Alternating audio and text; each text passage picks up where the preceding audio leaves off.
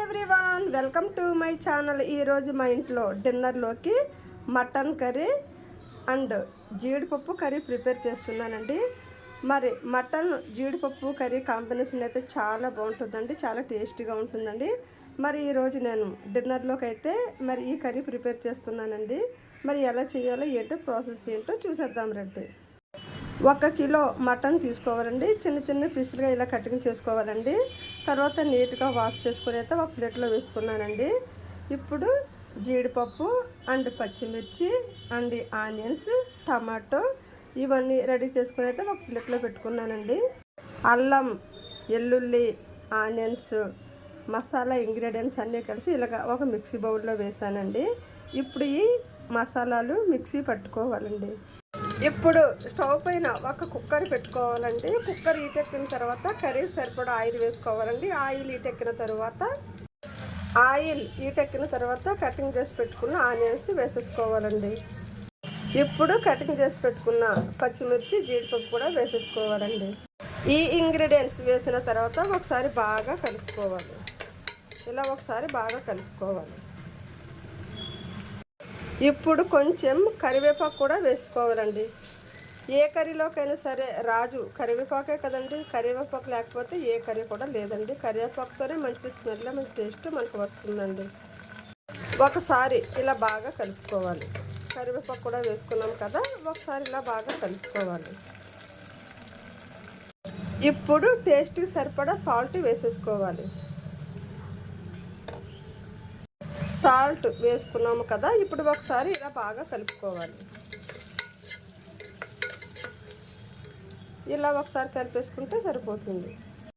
ఇప్పుడు ఆనియన్స్, పచ్చిమిర్చి, కరివేపాకు ఇవన్నీ లైట్ గోల్డెన్ కలర్లోకి వచ్చాయి కదండి. ఇప్పుడు టమాటా వేసేసుకోవాలి. ఇలా టమాటో కూడా వేసేసుకోవాలండి. టమాటో ముక్కలు కూడా వేసాం కదా, ఇప్పుడు ఒకసారి ఇలా బాగా కలుపుకోవాలి. ఒకసారి ఇలా బాగా కలుపుకుంటే అన్ని ఇంగ్రీడియంట్స్ కలిపి బాగా మ్యాష్ అవుతాయి. ఒకసారి ఇలా బాగా కలుపుకుంటే సరిపోతుంది. అన్నీ కలిసి ఒక్కసారి ఫ్రై అయిపోతాయి. అన్ని ఇంగ్రీడియంట్స్ ఈ మిక్సీ బౌల్లో వేసుకున్నాం కదండి. ఇప్పుడు కొంచెం హోమ్మేడ్ మసాలా పౌడర్ కూడా వేసుకొని ఇది మెత్తగా మిక్సీ పట్టుకోవాలండి. అల్లం, వెల్లుల్లి, onions, masala ingredients, homemade masala powder అన్నీ కలిసి నేను మిక్సీ పట్టేసానండి. మనకి ఇప్పుడు ఈ ఇంగ్రీడియంట్స్ అంతా బాగా ఫ్రై అయిందని చూసారా, దగ్గరికి బాగా పేస్ట్లా బాగా ఫ్రై అయింది కదా. ఆనియన్స్, పచ్చిమిర్చి, టమాటో ఈ ఇంగ్రీడియంట్స్ అంతా ఫ్రై అయ్యింది కదా. ఇప్పుడైతే మనం మిక్సీ పట్టుకున్న మసాలా వేసేసుకోవాలి. చూసారా, మిక్సీ పట్టుకున్న మసాలా వేసిన తర్వాత ఒకసారి బాగా కలుపుకోవాలి. ఈ మసాలా అంతా ఇప్పుడు బాగా ఫ్రై అవనివ్వాలి. మసాలా బాగా వేగితే మటన్ కర్రీ చాలా టేస్టీగా బాగుంటుంది.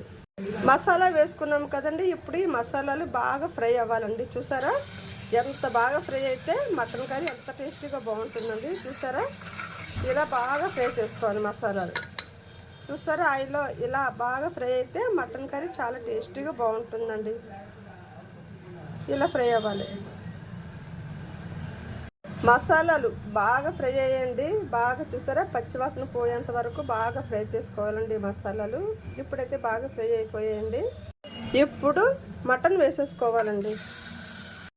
మటన్ అంతా ఇలా వేసేసుకోవాలండి. మటన్ అంతా వేసేసుకున్న తర్వాత ఒకసారి ఇలా బాగా కలుపుకోవాలండి.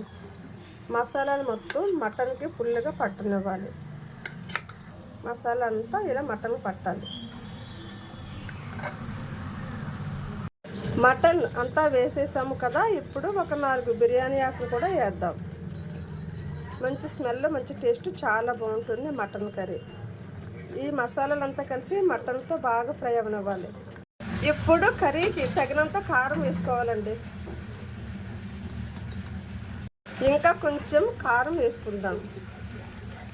ఇప్పుడు స్టవ్ కొంతసేపు సిమ్లో పెట్టుకొని ఉడికించుకోవాలండి. అప్పుడే వాటర్ వేసి విజిల్స్ అయితే పెట్టకూడదండి. చూసారా, మటన్ ఇలా దగ్గరికి అయితే ఉడికింది కదండి. ఇలా కొంతసేపు బాగా సిమ్లో పెట్టుకొని ఉడికించుకున్న తర్వాత ఇప్పుడు వాటర్ వేసుకోవాలండి. వాటర్ వేసుకొని ఒక 5 విజిల్స్ వచ్చినంత వరకు ఉడికించుకోవాలి. కొంతసేపు ఇలా ఉడికించుకున్న తర్వాత వాటర్ వేసుకొని విజిల్ రప్పించుకుంటే మటన్ కర్రీ చాలా టేస్టీగా బాగుంటుంది. మనకి వెంటనే వాటర్ వేసేస్తే అసలు కర్రీ బాగోదు. చూసారా, ఆల్రెడీ సగం వరకు దీంట్లోనే ఉడికిపోయిందండి మటన్ అయితే. ఒకసారి ఇలా బాగా కలుపుకొని ఇప్పుడు కొంచెం వాటర్ వేసుకొని ఒక 5 విజిల్స్ రప్పించుకోవాలి. ఆల్రెడీ కొంచెం గ్రేవీతో సహా ఉడికిపోయింది కర్రీ అయితే. ఇప్పుడు కొంచెం వాటర్ యాడ్ చేసుకోవాలి. ఇలా ఒకసారి కలుపుకొని బాగా కలుపుకున్న తర్వాత అప్పుడు ఒక 5 విజిల్స్ పెట్టుకోవాలండి. మటన్ ముదురుగా ఉంటే ఎక్కువ విజిల్స్ పెట్టుకోవాలండి. ఇది చాలా నేతగా ఉందండి, అందుకోసం నేనైతే 5-6 విజిల్స్ అయితే పెడుతున్నానండి. మనకి అదిరిపోయే టేస్ట్తో జీడిపప్పు అండ్ మటన్ కర్రీ అయితే రెడీ అయిందండి. మనకి అదిరిపోయే టేస్ట్తో మటన్ అండ్ జీడిపప్పు కర్రీ అయితే చాలా పర్ఫెక్ట్గా రెడీ అయిందండి. కర్రీ అయితే చాలా బాగా మెత్తగా ఉడికిపోయిందండి. మనకి అదిరిపోయే టేస్ట్తో మటన్ అండ్ జీడిపప్పు కర్రీ అయితే రెడీ అయిందండి. మరి ఈ కర్రీ అయితే టేస్ట్ చాలా బాగుంటుందండి. మరి నచ్చితే కనుక లైక్ చేయండి. కర్రీ అయితే స్మెల్ అయితే అదిరిపోతుందండి. మనం చిన్నప్పుడు నూరుకొని మసాలాలు వేసుకునే వాళ్ళం కదండి. స్మెల్ అంత బాగా వచ్చేది కదండి అప్పట్లో. ఈ కర్రీ అయితే మరి మనకు అలాగే వచ్చిందండి. స్మెల్ కర్రీ కానీ సేమ్ అలాగే ఉందండి. నేనైతే మసాలా మిక్సీ పట్టి వేసాను కదండి, నాకైతే స్మెల్ అలాగే వస్తుందండి. మరి కర్రీ అయితే చాలా పర్ఫెక్ట్గా చాలా బాగుందండి. మరి నచ్చితే కనుక లైక్ చేయండి. థ్యాంక్ యూ వెరీ మచ్ అండి.